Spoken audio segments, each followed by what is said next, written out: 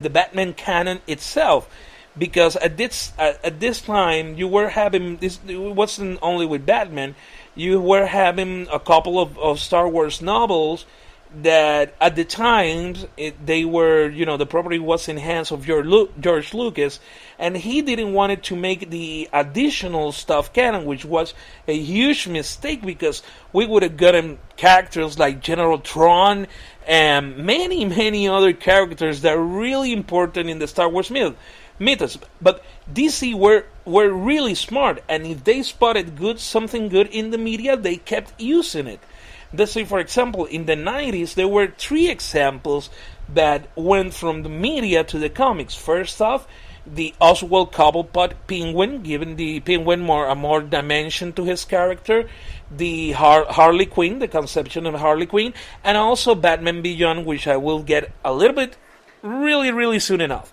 Because I have a cluster... well, I want to keep this as PG as possible, so I got a cluster F, which is Batman and Robin.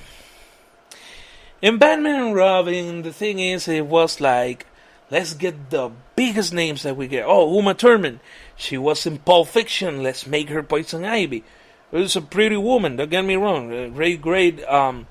In the physical part, I thought of it as a great casting, because Uma Thurman has proved to that point that she's really a great actress.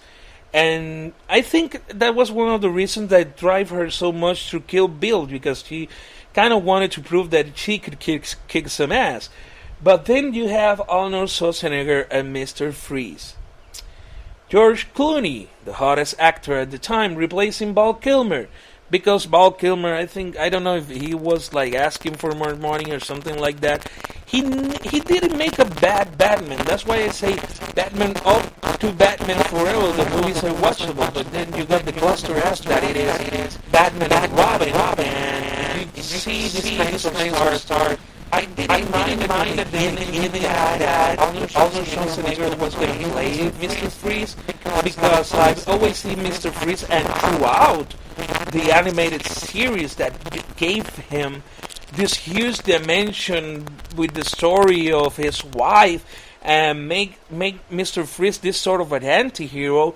Well, I thought they were going to use that in a really well way.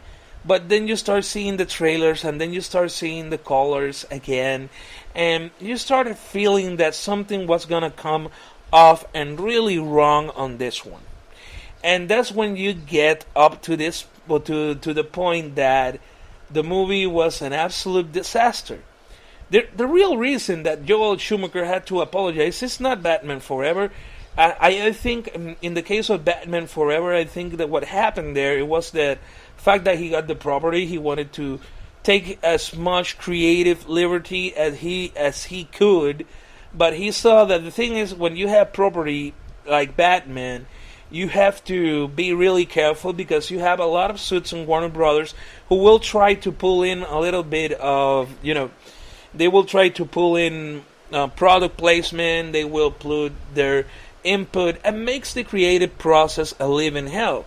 Given a recent examples, the recent Star Wars trilogy is a huge example of that. It's not awfully bad, but it could have been better. Another good example, the ending of Game of Thrones.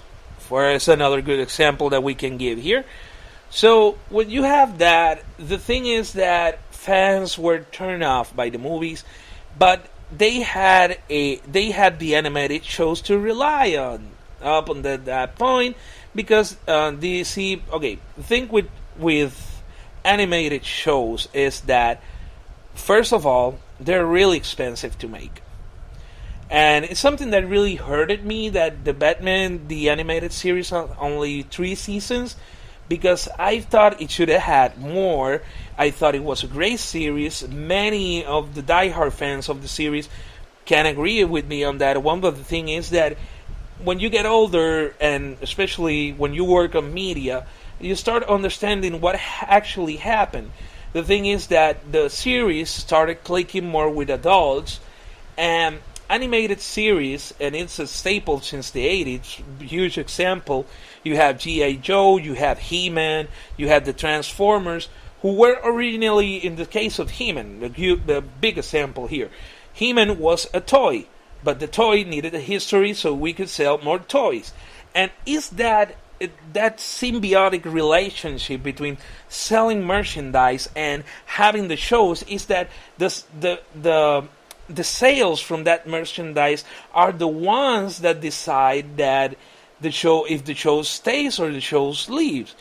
And it has happened with many, many, many animated shows from Marvel, from DC. The thing is that by that time you had the X-Men Marvel series and you had the Spider-Man series.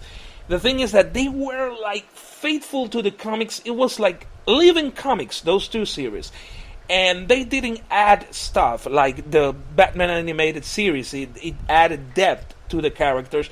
They were just the comics, and I'm not saying that they were bad for it. In the contrary, they were really good because they were faithful to the comics. They even had a part in the X-Men series in which they did Days of the Future Past, even though with the story as it was in the comics, not the alteration that we got on the movie. So Batman was a little bit more daring. The crew, the animation was way more expensive because it was this fusion between big kind of animation, big like Disney animation was at that time, and it was really high grade animation. But the thing is that since it kind of it resounded, it was more clicking in with more a mature audience that were not gonna buy toys, and that was what eventually ended up killing the series. Even though it has the new Batman adventures and then the new Batman and Superman adventures, which made a really interesting story arc, and the Superman animated series was really good, but it was more faithful to the comics than Batman. Batman was a little bit more daring.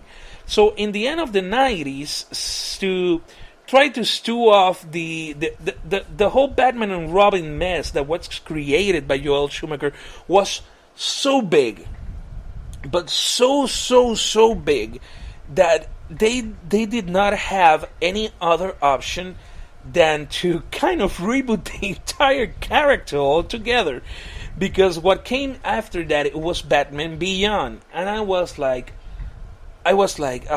this is not what I need right now. No, we got a Batman from the future. And the thing is that when you start reading that premise, you start going like, okay, so we're going for another mess like Batman and Robin. And no, it was really, when I started watching, I said, I'm going to give it a try, okay?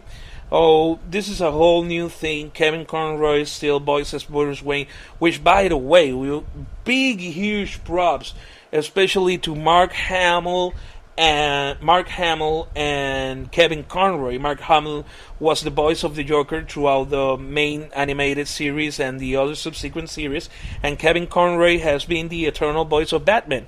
And Kevin Conroy was back for Batman Beyond. The project was helmed by Paul Dini, but it has a new writer. So you got this new character, which is Terry McGinnis. Terry McGinnis is a young hoodlum. He has mostly a kind of a robbing background story. But the thing is that this Bruce Wayne is kind of nearing his 70s. This is a Bruce Wayne that is way older than in the Dark Knight Returns. But he needs to establish and have a Dark Knight that returns to that Gotham that has been ridden by crime by that point. So he recruits Terry McGinnis. He kind of bypasses the whole Robin process and goes directly to being a new Batman, because Bruce Wayne's once again 70. And the thing is that the series was really well written, with new enemies, with new people, with new stuff, and it was really great. It was really great. Even had a spin-off movie, The Return of the Joker, which has one of the most dramatic Joker Batman scenes ever. So you have to watch the movie. Once again, the DC app will serve you really good on that purpose. So moving on from that subject, Batman Beyond was the saving point for Batman. Because if we wouldn't have Batman Beyond and the continuation of the animated Batman being voiced by Kevin Conroy and the Joker being voiced by Mark Hamill, and we have to give credit because a lot of people do not give. I think it was Tara Strong, the original voice of Harley Quinn. I'm gonna check that.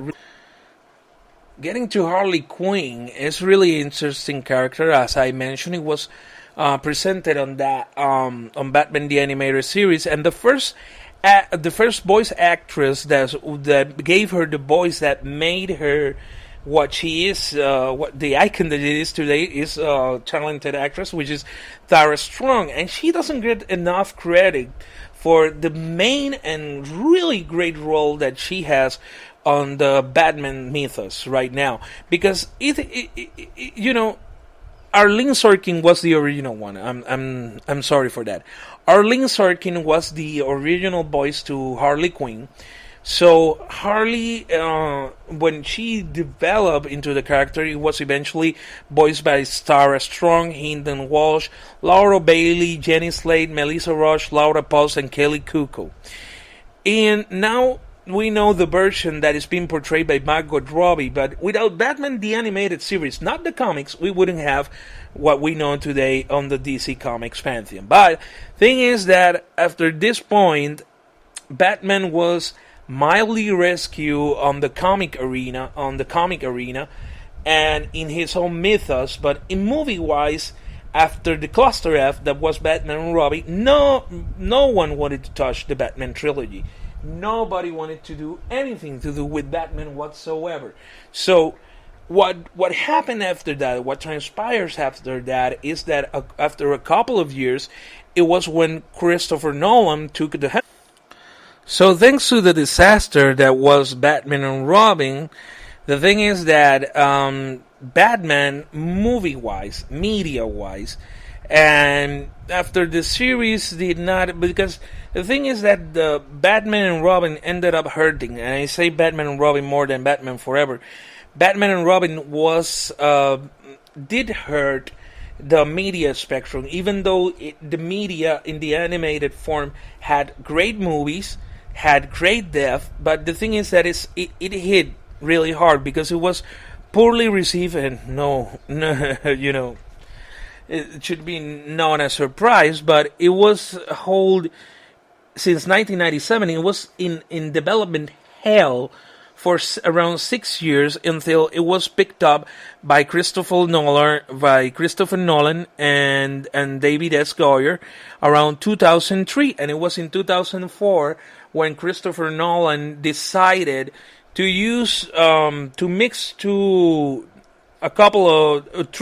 to be actually, he mixed three Batman stories into one in a really magnificent way, because he mixed the Man Who Falls, Batman Year One, and Batman The Long Halloween to give this edge to the character. And now we got Christian Bale starting to use the grasply voice, which was a concept that many people think it was original with Christian Bale, but Michael Keaton kind of changes his own tone as he's talking as Batman. So when you see all these stories, and it's really really great, the casting on Batman Begins, and it was the really much needed revival that the entire series needed. So kudos to Christopher Nolan on that one. So Christopher Nolan with Batman Begins, what he did is that he revived the whole genre. He revived Batman as a media possibility, and DC was kind of careful on not investing in series so that they wouldn't give our hopes up, and they started investing more in animated movies of key plot points on the Batman mythos. They started doing the Red Hood that explores what happened then to Jason Todd, how he became the Red Hood, and there were these groundbreaking stories because that's what happens. There's a huge example from this domino effect that started in 1989 when Tim Burton decided to make this grittier, more deep version of the character. Then the animated series was the second step that brought all of this and all the animated projects, and then we come once again restarting in a really good way with really great cinematography, with really great acting, with really great casting. And this is just Batman Begins. We haven't tapped to The Dark Knight. because onto the Dark Knight, and something that Christopher Nolan has